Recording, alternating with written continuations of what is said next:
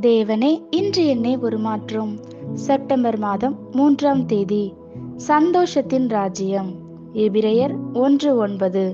தேவனே, உம்முடைய தேவன் உமது தோழரை பார்க்கிலும் உம்மை ஆனந்த தைலத்தினால் அபிஷேகம் பண்ணினார் என்றும். தேவனுடைய ராஜ்யத்தின் குணாதிசயங்களில் ஒன்று சந்தோஷம். சந்தோஷம் என்பது நிரம்பி வழியும் சமாதானம்.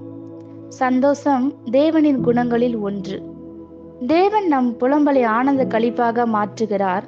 அவர் நம்மை ஆனந்த தைலத்தினால் அபிஷேகிக்கிறார். மாலையில் நம் அழுகையை காலையில் களிப்பாக மாற்றுகிறார். சந்தோஷம் மனிதன் உருவாக்கும் காரியம் அல்ல, தேவனிடமிருந்து மாத்திரமே அது வருகிறது. சிருஷ்டிகரோடு சரியான உறவை நாம் வைத்துக் கொள்ளும் போது அதை பெறுகிறோம்.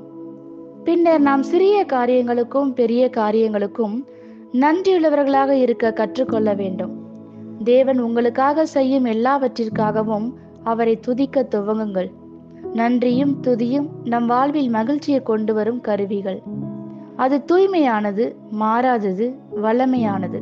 எனவே எந்த துன்பத்திலும் துக்கத்திலும் மாறாமல் காணப்படுகிறது. தனது ஊழியத்தின் இறுதியில் இயேசு பல மகத்துவமான காரியங்களை தமது சீடர்களுக்கு விட்டு சென்றார். அவர் பரிசுத்த ஆவியை ஒரு நபராக அவர்களுக்கு கொடுத்தார்.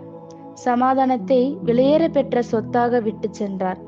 தம்முடைய சந்தோஷத்தை அபிஷேக தைலமாக கொடுத்தார். அது ஒரு ஆனந்த தைலம். அது உங்கள் உச்சந்தலையிலிருந்து உள்ளங்கால் வரை வடியும். அந்த ஆனந்த தைலத்திற்கு விசேஷித்த தன்மையுண்டு. தங்கள் வாழ்க்கையில் இந்த அனுபவத்தை கொண்டவர்களுக்கு ஜீவன், சுகம், தெய்வீக ஆரோக்கியம் உண்டு. அந்த சந்தோஷம் உலகம் கொடுக்கும் எல்லா சந்தோஷத்தை காட்டிலும் மேலானது. அது ஒரு ஆனந்த அபிஷேகம். சந்தோஷம் ஒரு ஆவியின் கனி. ஒருவர் வாழ்க்கையின் வேறாக இயேசு கிறிஸ்து காணப்பட்டு ஆவியானவர் கிரியை செய்யும் போது பெற்றுக்கொள்வதுதான் சந்தோஷம். உங்கள் வாழ்க்கையின் மேல் பரிசுத்த ஆவியானவர் பரிபூரண ஆளுகை செய்யும் போது வெளிப்படும் கனிதான் சந்தோஷம். ஆமேன்.